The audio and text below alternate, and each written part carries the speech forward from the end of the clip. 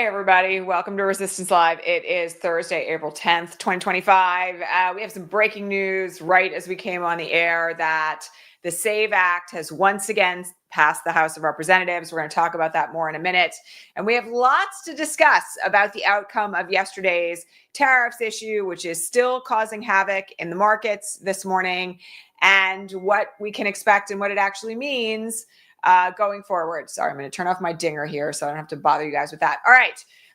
First things first, today for our visually challenged viewers, I'm wearing a camel colored shirt today. My hair is pulled back. I'm kind of tired. I have my sparkly hoops in. I am a pink skin, green eyed, dirty blonde haired woman. I'm sitting in front of my bookshelf and my yellow utility card. And I'm coming to you as always from occupied Muncie, Lenape, and Mohegan land. Okay, my friends. So yesterday, after an enormous amount of chaos and plunging markets all over the world, at roughly mid-afternoon, Donald Trump suddenly changed his tune and put a 90-day hold on some tariffs, not all. We're still in a trade war with China, which, by the way, still puts an additional $4,000 tax burden on every American family on average. And we've now created this morass of instability where nobody really knows exactly what he's going to do next. And this comes on like tariffs on, tariffs off, tariffs on, tariffs off, which has been sort of the story of the entire administration so far. And this morning, again, the markets have been down because everybody who won yesterday woke up and was like, wait a minute, this isn't as good as it looks. So one of the things that has come up in the last few hours, really since late last night, but, again, this morning, is the prospect that there was some component of this that was designed as what's called market manipulation, okay? Part of the reason why there's concern about this are two particular sets of facts. The first is that about a half an hour before the announcement was made that he was rolling back the tariffs, there was suddenly a bump in the market. And it's the kind of bump that the functioning SEC, if we had one, meaning the Securities and Exchange Commission, would be very interested in. Because a bump like that in advance of news would seem to indicate that there were people on the inside who knew that the news was coming in advance of the news actually breaking. That, by the way, is considered market manipulation, e.g. stock fraud. Some of you will remember that back in the day, securities fraud was my area of expertise when I was a practicing attorney on Wall Street. This is one of the things that regulators look for when there is a release of either good or bad news. So that's the first thing. The second thing is that AOC last night put out something saying that she had some very serious concerns about whether members of Congress had been trading on early news about this particular announcement in advance of it taking place. And she basically said, you better come clean right now if you, Republican congressperson, or for that matter, Democratic congressperson, were trading on the prospect of this news being released because you knew something before the rest of us did. Add to that this very curious set of facts, which is that the Charles Schwab was in the Oval Office yesterday, shortly after the news broke, along with a couple of other billionaires. And when the news broke that Trump was rescinding the tariffs, he went around the Oval Office, and he pointed at people saying, he just made $2.5 billion. He just made $990 million. That's not something that you ordinarily would be telegraphing if you had just released news that had altered the market. So there are very big questions raised this morning about whether or not there was some form of market manipulation, e.g. stock fraud, at play in all of this. Now, I think this is a confluence of factors. I just want to be really honest with you guys, okay? I think he has no clue what he's doing. I think, as we discussed yesterday, ad nauseum in the broadcast, there is an enormous narcissistic persecution complex underway because he thinks that everyone is out to cheat him, in part because he is a cheat. And that is playing out right now on the national stage, given that he thinks he's a king and the United States is a stand-in for his narcissistic personality disorder. And so his assumption is that if other nations are actually doing trade with us and making money off of us and have debt to us, that therefore we are being persecuted, okay? So that's how his personality disorder is playing out on the national stage. And yes, there could also be a component at play here of market manipulation itself. So let me just take a moment to explain to everyone a few things about securities fraud prosecutions inside the United States. The way that securities fraud is investigated is when it's not in civil court, because there's things called shareholder derivative suits that can be brought in the form of class actions. But that's not what we're talking about here. The way that securities fraud cases are prosecuted in the United States is that the SEC investigates and then refers cases to prosecution to the DOJ. Okay. The SEC is an agency inside the executive branch, also works in conjunction with the FBI. So in case it's not clear where this is headed, I'm going to remind you all, the FBI is currently under the control of Kash Patel. The DOJ is currently under the control of Pam Bondi. The SEC has a board of commissioners that are supposed to be bipartisan, but fundamentally the decision on whether to investigate and prosecute falls within the purview of the Department of Justice. If anybody thinks that this Department of Justice is going to prosecute, investigate, otherwise hold Donald Trump accountable, I have a bridge to sell you in Brooklyn. Again, this is one reason why elections have consequences, and it's deeply unfortunate. Now, for those who may be going to the next step and thinking about state securities fraud cases, let me explain to you how that works. States do have what are called blue sky laws. These are laws that are technically like state securities acts. And what they're designed to do is prevent fraud in things like state securities fraud filings. E.g., you're a company, you refuse to disclose in your state filings that you're under investigation for putting a pharmaceutical on the market that is killing people. Okay. If you do not disclose that in your state-based filings, and then the news comes out later and that causes the stock to crash, you can be investigated for state securities fraud in a state that has that kind of a blue sky law. Now, the problem with having 50 states is that some states have no blue sky laws. Some states have a certain kind of blue sky laws and some have others. And these, as with every state, the laws differ from state to state. Whether or not Trump could be prosecuted in a given state for instance, doing something like this is a question for state law. I will just tell you, I had a look this morning. New York's State Securities Fraud Act does give wide purview to Letitia James to investigate certain types of stock fraud. All right. I, however, have big questions about how that is likely to play out in state court in light of what we saw in Judge Engoron's courtroom and in the courtrooms of other state court judges that were involved in prosecutions of Donald Trump and where he is now, of course, the president. Because as we know, Judge Merchan essentially decided, notwithstanding the fact that Donald Trump was convicted of 34 counts of fraudulent documents in furtherance of a scheme to throw the 2016 election, that he could not fundamentally be incarcerated or otherwise sentenced to any form of liability because he is currently the president of the United States. So, bad news. I mean, I just wish I had better news for some of you, but I don't.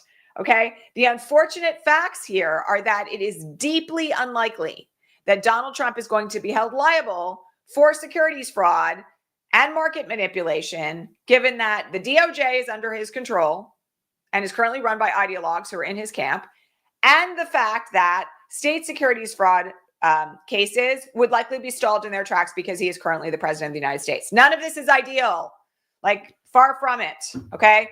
I don't know if we will ever know whether or not market manipulation actually played a role in what happened here.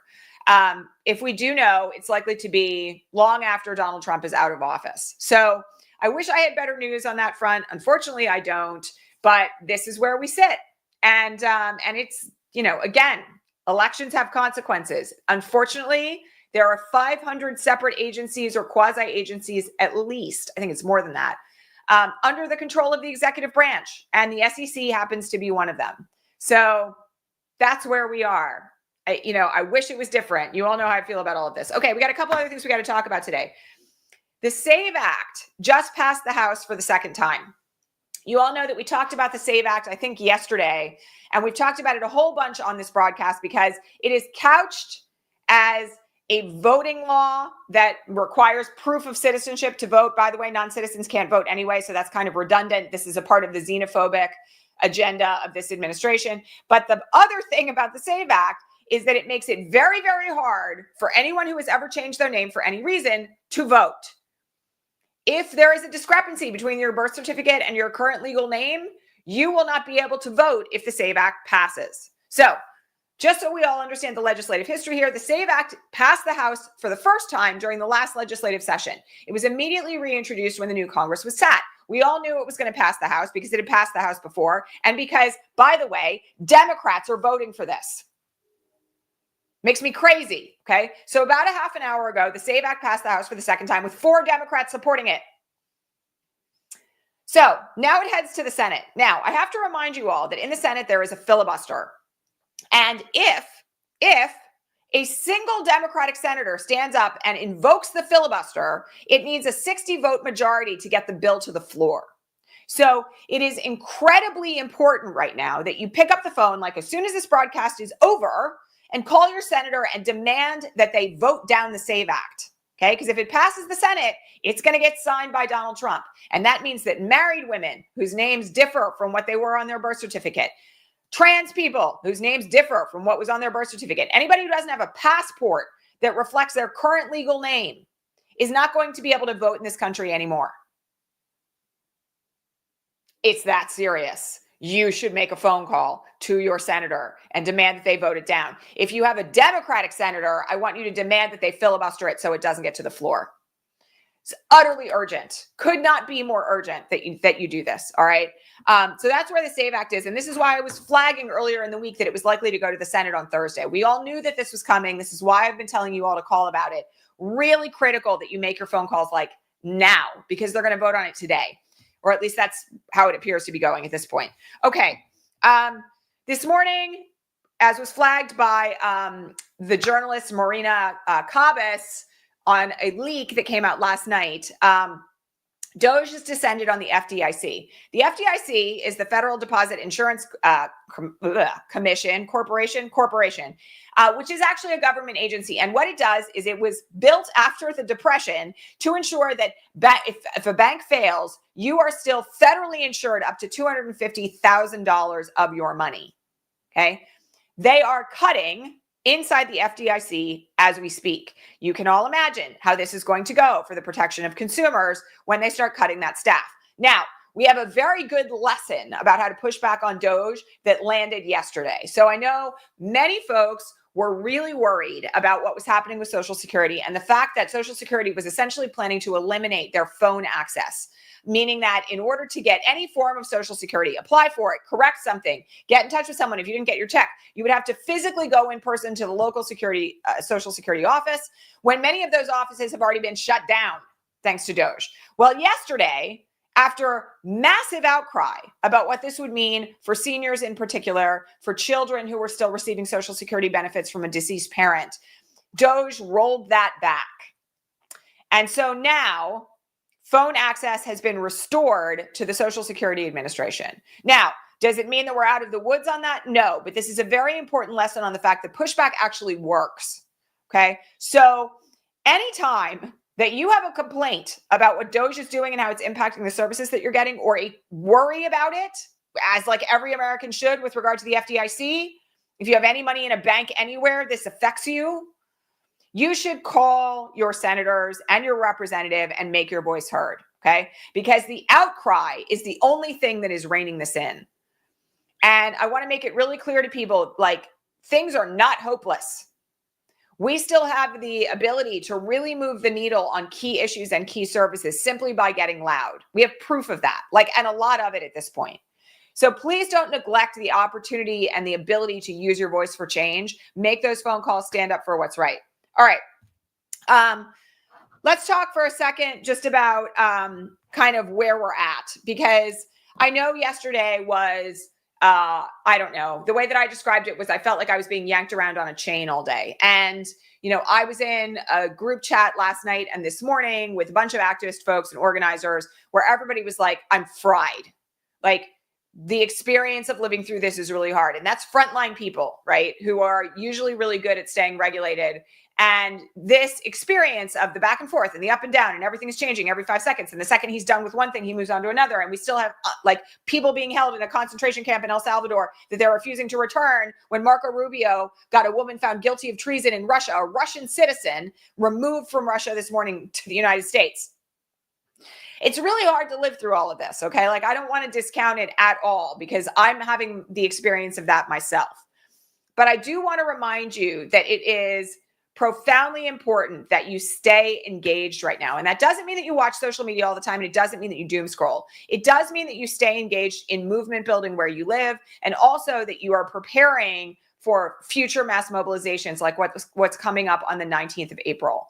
The key feature of where we are right now, like the way we get through all of this, is that we have to adapt. And I was thinking about this last night so much. We have to adapt the same kinds of strategies that people who are in relationships with narcissistic abusers have to adopt in order to survive. All right. That means you have to find sources of external support. We talked yesterday about the importance of mutual aid, not just for financial and resource allocation, but also for emotional support. So that's part of it. Okay. But you also have to really recognize the cycle. And we saw the cycle in action over the last week like nobody's business. Like, we lived it. Okay. Because there was this anticipatory fear that Trump was about to like levy these tariffs, right? And then he did it. And all hell broke loose and the bottom fell out and everybody was like, oh my God, all my money, right? Then there's a reprieve where he makes himself out to be the hero, right? Or he says, oh, I'm so sorry, I'll never do that again, right? In a narcissistic abuse cycle that's domestic violence based. There's some kind of reprieve and release where things almost go back to normal and you're like, woo, made it through that, right?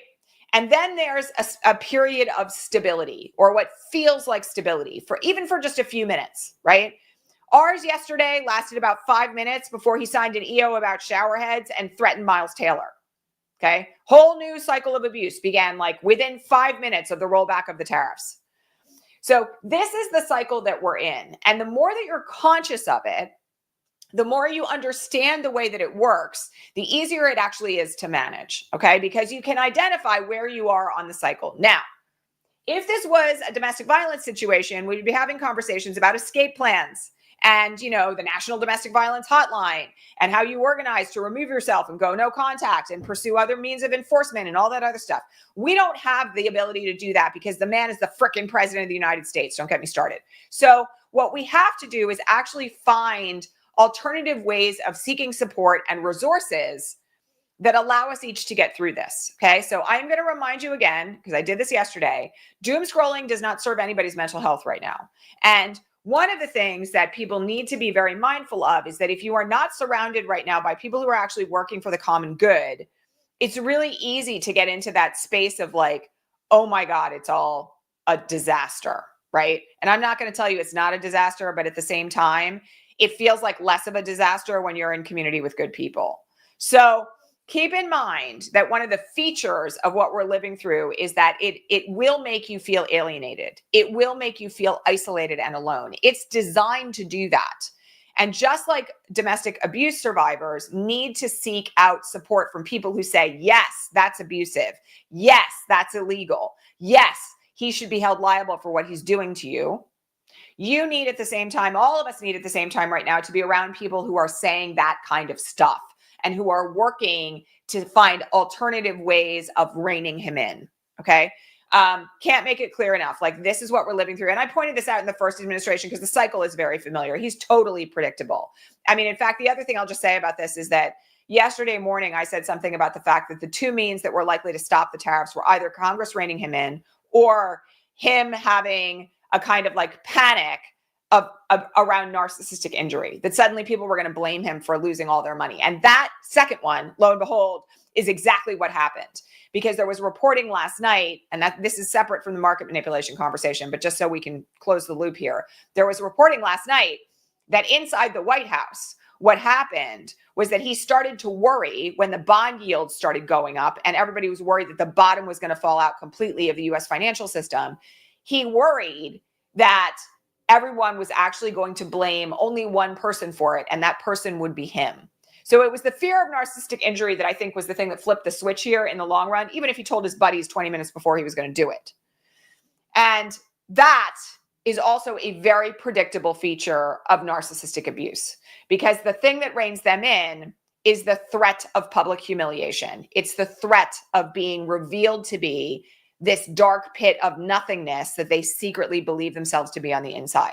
So, in other words, spending time with people who actually understand how this works and what's going on and who are fighting for other ways to rein him in, hold him accountable, threaten his narcissism is a really good idea right now. It will sustain you. It will move you in the direction of feeling like all hope is not lost. And so I really do want to recommend that. But I'm also just going to say something else here. One of the problems in this cycle, and we've talked about this a lot here, is the kind of gish gallop of what we're living through, right? Every day it's a new crisis. And one of the things that means is that things that really matter sometimes get pushed out of the realm of public opinion, right? So like Signalgate is gone.